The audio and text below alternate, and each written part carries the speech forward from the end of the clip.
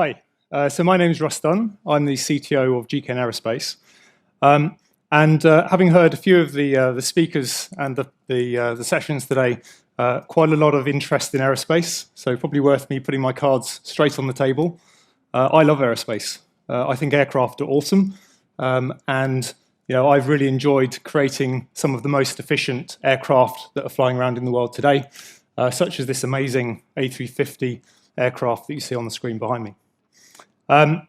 However, what I would say is that in the recent years, I've also become more environmentally aware. Perhaps go a little bit further than aware, maybe slightly paranoid and slightly obsessed in the world of aviation sustainability. And from a personal point of view, that's created a level of conflict that I've needed to try and understand and map a way through. And that conflict is the same for the aviation industry as a whole. Sorry, go back. So today, what I'm going to speak about is how do we enable us as an aviation industry to manage that conflict? How do we enable aviation to grow in a sustainable way, enabling growth but without the large impact on emissions? Or in other words, to put it really simply, how do we enable flights to do that whilst emissions are doing that? That's the challenge, and that's what I'm here to talk about today. Now, over the last 50, 60, 70 years, aircraft fundamentally have worked on the same basic principle, which is you take a fossil fuel derived from oil, kerosene, you store it traditionally in the wings, which you can then move around the aircraft relatively easily, provide it as a source directly into a combustion engine, a jet engine. That then allows an explosion of thrust to push the aircraft forward with all the excess heat and other byproducts safely dissipating into the air behind the aircraft. And that concept has existed for pretty much 50, 60, 70 years in the aerospace industry. And that concept has enabled us to build and grow an amazing industry. Globally around the world, we have airports, airlines, aircraft, enabling people to travel safely, to connect cultures, to enable global prosperity, and to enrich lives. And what you'll see is over the next 20 years, we're anticipating aviation to continue growing, doubling the number of flights, and with it, the value of the sector as a whole. The challenge that we have is that the growth in aviation will bring with it an associated growth in the level of emissions. And whilst everybody is clearly talking about carbon dioxide, from an aviation point of view, carbon dioxide only makes up about 33% of aviation's impact on the environment. Numbers differ. Different people will have slightly different figures. But fundamentally, it's around a third. Maybe some people push it up to a half. So if you look at where we're starting from today, aviation contributes about 2 to 3% of global CO2 emissions. And on its current trajectory, that will grow in the future. When you then combine that with NOx, other ingredients, and ultimately contrails, what you can see is what starts with what is really a 6% impact on global warming will build up to over 20%. And of course, other sectors aren't standing still. So as other industries decarbonize, the percentage for aviation will grow. So therefore, aviation could become one of the dominant drivers behind global warming. So we have a challenge. So at the end of the day, aviation will be impacted by climate change, and climate change will impact aviation. So what are the different potential scenarios for how that could play out? Well, the first is the sort of doomsday scenario. So almost independent of what we do in aviation, we could continue to see rising temperatures, we can see ice caps melting, sea levels rising, and that will all impact global prosperity, and aviation will be one of just many industries that are impacted, and the growth in the aviation industry will be suppressed. So that's the doomsday scenario that clearly we're all looking to avoid. The second scenario is that we take more positive action to actually compress the amount of flights that happen. So increased taxation as an example, which ultimately would lead to making flights less affordable, and ultimately only those in the wealthiest parts of the world would be able to afford to enjoy the benefits of flight. The third option is what we within the aerospace industry refer to as our plan, our roadmap to net zero 2050.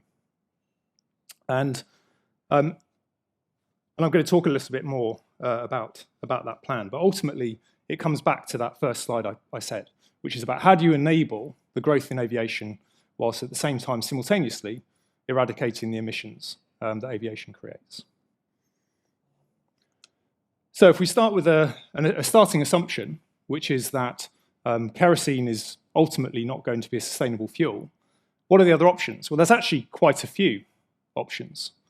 So the first of which, and probably the simplest from an aircraft and engine point of view, is simply to find a fuel that looks and smells and feels like kerosene and acts like kerosene on the aircraft, but has less environmental impact. And we call that collection of fuels sustainable aviation fuels, SAFs.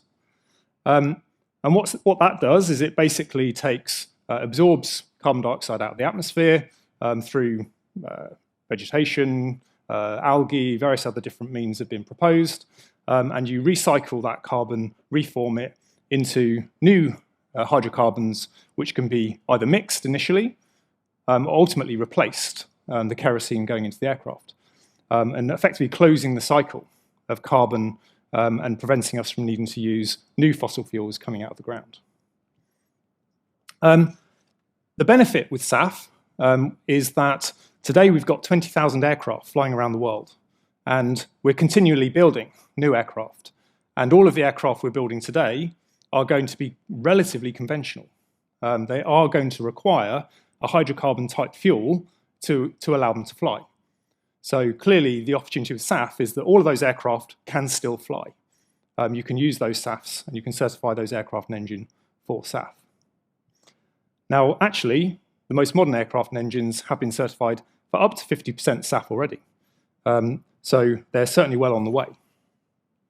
And as you can see here, SAF, by reducing or closing the cycle on carbon, that takes the overall impact of aviation down by about 40%, which is clearly a significant move. However, to go further, we need to look at a different type of energy. The one which a lot of people have been talking about, and certainly we're interested in looking at, is hydrogen.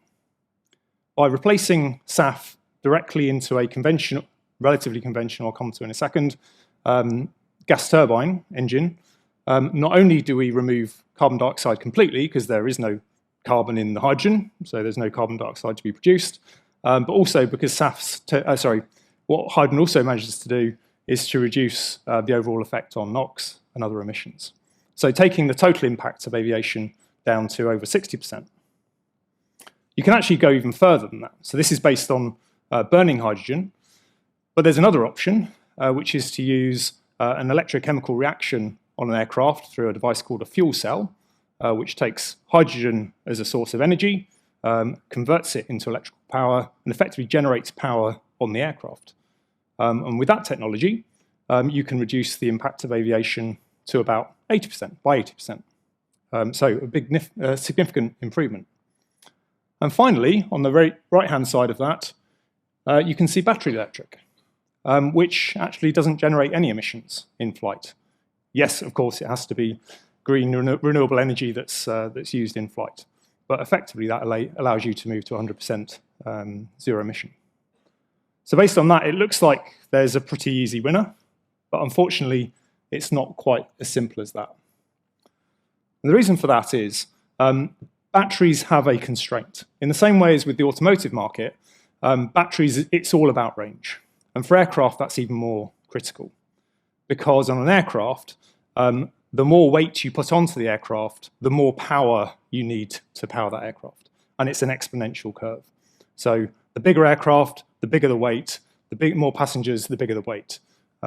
And the challenge with batteries is there is a threshold to the power density that can be perceived. Even if you look 10 years into the future, power battery density will limit the size of all electric aircraft to, if we're optimistic, maybe 10 to maybe 20 passengers. If we're optimistic, 400, maybe up to 500 nautical miles. So whilst it's absolutely a target area for the industry, because of its absolute zero emission, it won't tackle all of the demand that exists. However, what it can do is, by using zero emission aircraft, you can also help to decarbonize other transport sectors, which is an additional benefit. Now, in this space, there are an awful lot of companies working. There's about 100, I think we counted like 150 different companies in the world who are developing concepts, at least, for new electric, either fixed wing aircraft or vertical takeoff and landing aircraft, etc. With our legacy of our overall aircraft OEM background with Fokker and with our engines business, we've been able to actually analyze which of those we think are the most technically feasible. And we've managed to select a short list of those that we think are really credible. And they are very credible. They're good businesses to work with.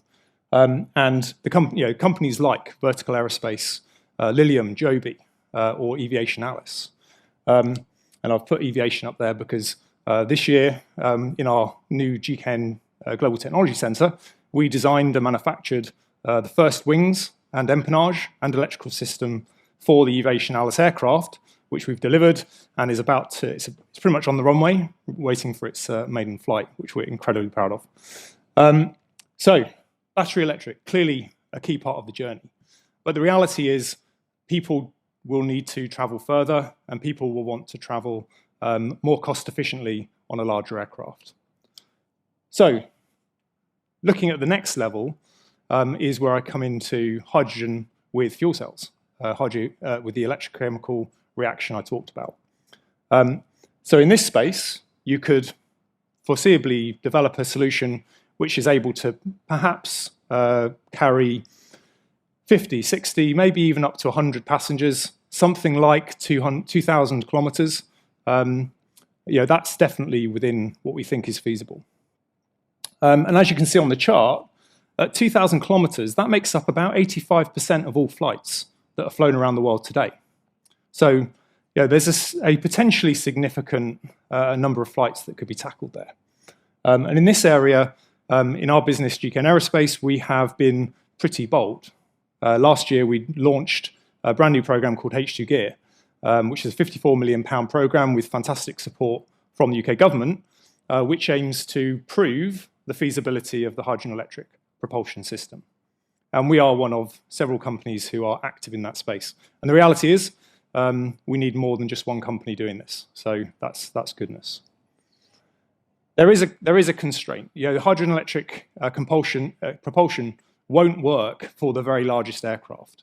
And today, whilst I say 85% of those flights are sub 2,000 kilometers, the majority of the aircraft that fly in that range are actually single-aisle aircraft that have far more capability than 2,000 kilometers. So most of the times when you travel even 200 or 300 or 400 kilometers, it will be on a single-aisle aircraft with 200 other fellow passengers. And in that space, the reality is hydrogen electric is not going to be as competitive as the other option, which is to use hydrogen combustion. And hydrogen combustion effectively works in a very similar way to kerosene combustion.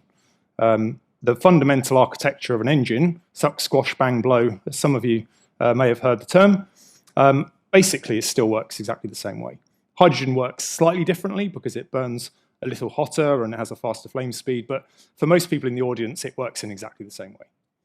From a GKN Aerospace point of view, we launched a program this year called H2 Jet, headquartered out of our Swedish business, which is trying to work out how does that architecture change, and how can we differentiate ourselves on the things where we've got deep knowledge in order that we can then partner with our customers on the engine side to enable the next generation of combustion engines through hydrogen.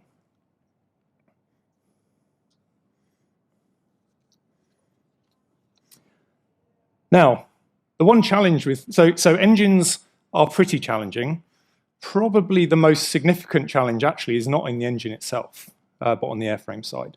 So I just want to very quickly explain in very layman's terms, apologies for those who are experts in this area, but the fundamental reason why hydrogen is a challenge for airframe. And it starts very simply with, I can't see that, a single litre of kerosene.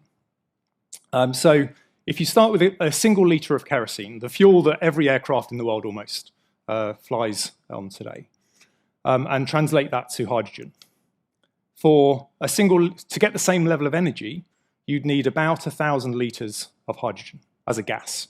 Now that 1,000 litres would weigh about a third of the kerosene, but as you can imagine, trying to get 1,000 litres of a gas onto an aircraft would take up most of the space. So it's not really a technically feasible solution. So what can you do about it? Well, you can compress it. And you'll have all seen gas cylinders with sort of 700 bar pressures. You can definitely do that with hydrogen. And you can take that 1,000 litres of hydrogen down to about 6 litres. The challenge and the problem with that is that canisters which are 700 bar are very heavy. These are very, very strong bits of kit. And traditionally we store kerosene in the fuselage, in the wings of the aircraft, and so we can't really put these great big cylinders that weigh a shed load into the wings, so they then take up premium space in the fuselage.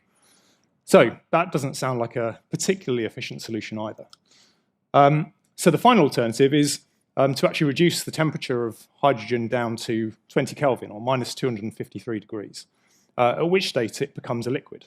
Now, the volume doesn't reduce that much. It reduces from 6 litres to 4 litres. However, you now no longer need an enormously heavy tank. And you're trading the weight, and by the way, obviously the hydrogen's lighter.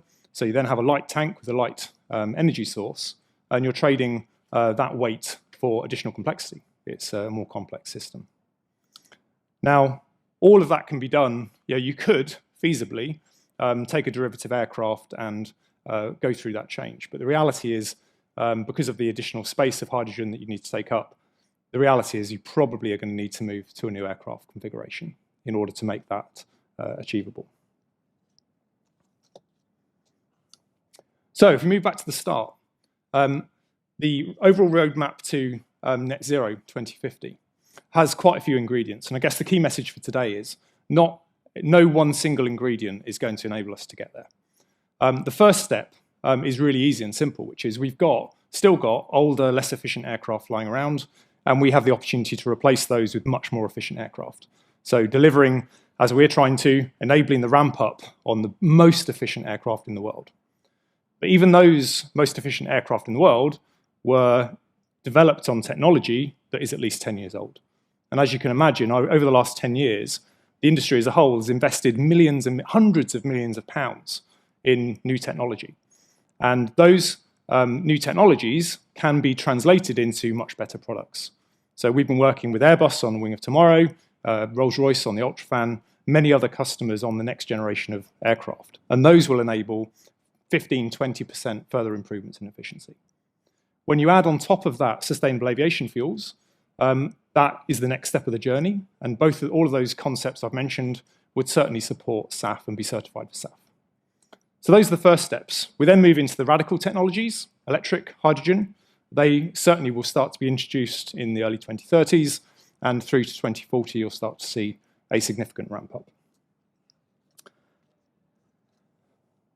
And finally, that won't quite get us there. So the reality is we're going to have to look at things like offsets, better utilization of aircraft, changes in route, etc. But we don't want those to be our primary journey. Those are the sort of residual piece at the end of the process, not the beginning. So, looking forward, the reality is for aerospace, and I've just realized over time, the reality is for aerospace, not one single piece of that roadmap is going to be enough. We have to tackle all of them. We have to tackle improvements in aircraft and engines. We have to tackle improvements. We have to enable SAF, the ramp up of SAF, and we have to enable the next generation of technology to fly as well. From our perspective, within GKN Aerospace, we're being pretty bold. We are going after all of those things. And our ambition is to challenge, to inspire, to support, and to enable all of our customers to enable that route to net zero and the movement to sustainable flight. Thank you.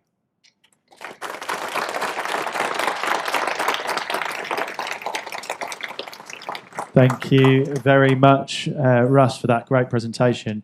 We haven't had lots of questions through from the audience, but I just wanted to ask one, if I may, before you go off stage. Okay. We've got a. Well, there we go. We'll go to this gentleman first. I work with the offshore helicopter kind of manufacturers, operators, etc., and they are coming to realise that this is something they will have to deal with too. What's your chances of rotary wing managing to decarbonise their fleets? From a technical point of view, fairly straightforward, to be honest. There's no technical barrier to completely decarbonising that area. You have to do the hard work. You have to design, develop, certify, and enable them to fly. But there's no technical limitation fundamentally for that type of market. Yeah, but there are technical solutions that will be able to achieve 200, 300 nautical miles. Certainly enough for the majority of those requirements. Hi, can I ask a question about when you were explaining about the complications of, or the restrictions around using hydrogen and it being gas? Could you say, is it really just a cost thing that you want to give up seat space? Yeah, so I mean, if you think about it, all of the fuel for conventional aircraft is stored in the wings, a little bit sometimes in the fuselage and the tailplane, but majoritively it's in the wings. So what you're taking is effectively free space, which is there anyway because it creates the lift for the aircraft. And you're then saying, well, you can't use that space anymore, and you're going to need to take something which has a requirement for 3 or 4 times the volume, and you're going to have to put that into the fuselage, which then suddenly says, well, actually, the amount of space we've got for paying payload, whether it's passengers or other payload, is going to have to be affected. So we believe, based on projections, the price of hydrogen will come down sufficiently to make it, to help support that. But you're then having the headwind of, the number of passengers you can fly on the aircraft. So those are the balances that you need to play out.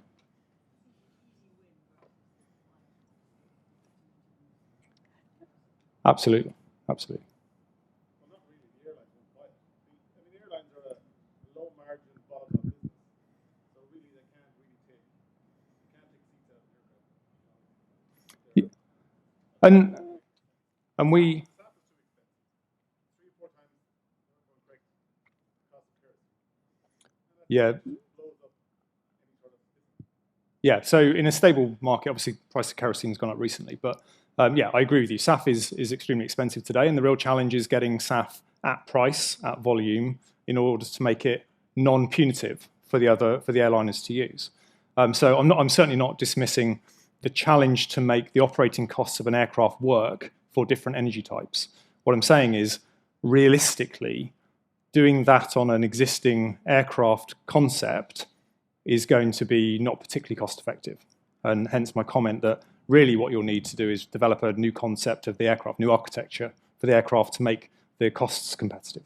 Russ, we've got time for one more question, I think, Okay. and I'm conscious of giving it to this lady here who's been waiting very patiently, so I'm going to hand the microphone to her.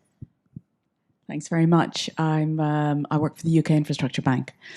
Just interested to hear, SAF is something we're thinking about, and lots of alternative uses for it as well. So the demand for SAF as well for domestic uses looks like, if you look at all the ways in which you can produce it, it can only meet 30% of the demand of the current uses.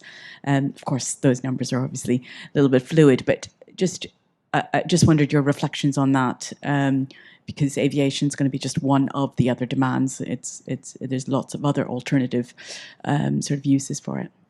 Yeah, so ultimately we see achieving sort of 40%. But the reality is, as I said, no one ingredient is going to solve the problem on its own. And the value of SAF is that we've got, as I said, 20,000 aircraft around the world today, and we're still building, for which SAF is an immediate, once we get the volume, once it's there, can be dropped into those aircraft, and then the effect, the improvement in the environmental impact of aviation can be immediate. Whereas the reality is, with hydrogen, with electric, with other solutions, it is going to take longer. And at the point that we start to ramp up hydrogen-burning aircraft, we're still going to have aircraft flying around. You know, the aircraft life of an aircraft and engine is typically 25 years. So we're still going to have a long period where we don't want those aircraft to be sat in deserts. We want them to be used, but we want them to be used in a sustainable way. I think we're out of time. Russ, I think you're probably going to be around in the networking break afterwards if anyone wants to come and have a chat to you. But please give another round of applause for a really good presentation. Thank you.